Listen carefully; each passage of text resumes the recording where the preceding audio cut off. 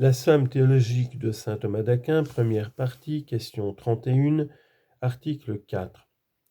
Peut-on appliquer à Dieu le mot exclusif « seul » joint à un nom personnel ? Cette proposition, le Père seul est Dieu, se résout dans les deux affirmations que voici, le Père est Dieu, puis nul autre que le Père n'est Dieu. Or la dernière pêche grandement, car le Fils autre que le Père est Dieu. Donc il faut rejeter la proposition, le Père seul est Dieu, de même que toutes les propositions pareilles. Sommaire. Il faut dire ceci. La proposition « le Père seul est Dieu » peut se prendre dans le sens catégorématique et dans le sens syncatégorématique. Quand elle se prend dans le sens catégorématique, l'adjectif « seul » représente le Père comme solitaire, isolé, séparé de toute autre personne, et notre énonciation dès lors choque la vérité.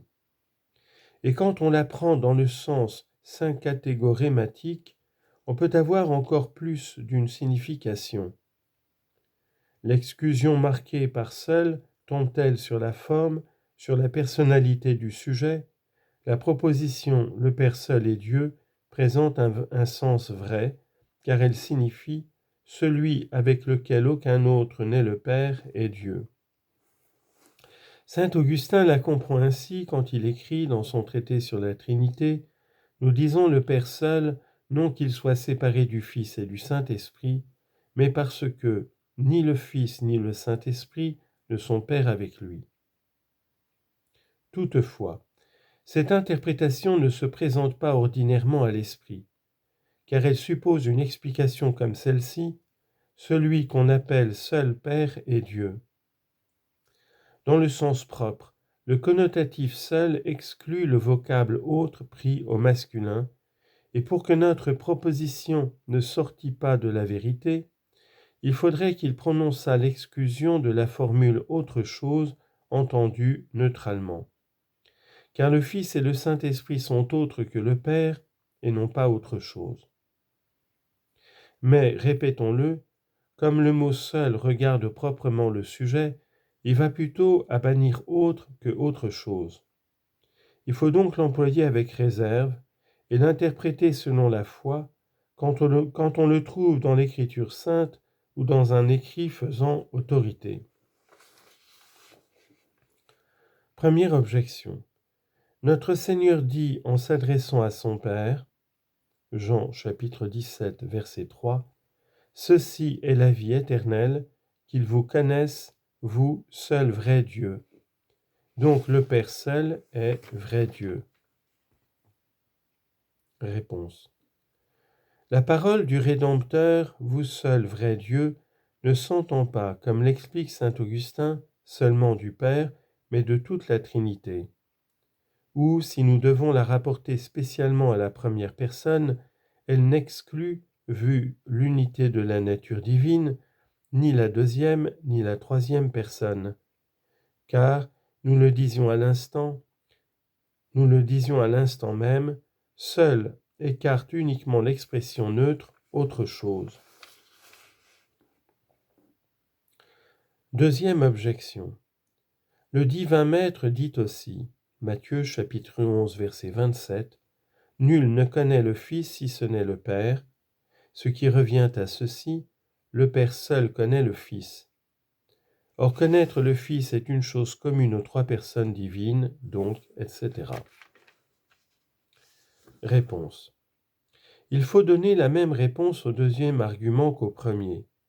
Lorsqu'on affirme du Père une chose essentielle, on ne peut exclure à cause de l'unité de nature ni le Fils ni le Saint-Esprit. En conséquence, le mot nul ne signifie pas dans le passage objecté nulle personne, car il est clair qu'il n'excepte pas le Père. Mais il se prend distributivement pour nulle créature raisonnable. Troisième objection.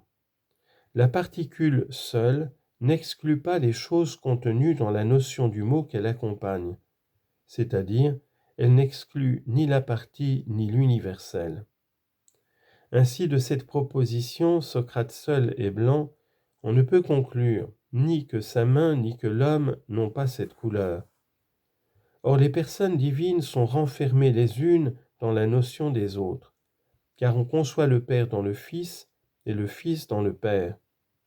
Donc, cette affirmation, le Père seul est Dieu, n'exclut de la divinité ni le Fils ni le Saint-Esprit, donc elle est vraie.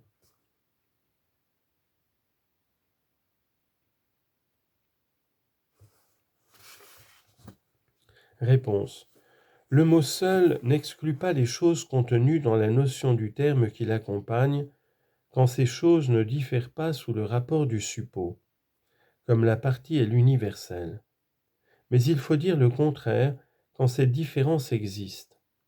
Or, le Fils diffère du Père par le suppôt.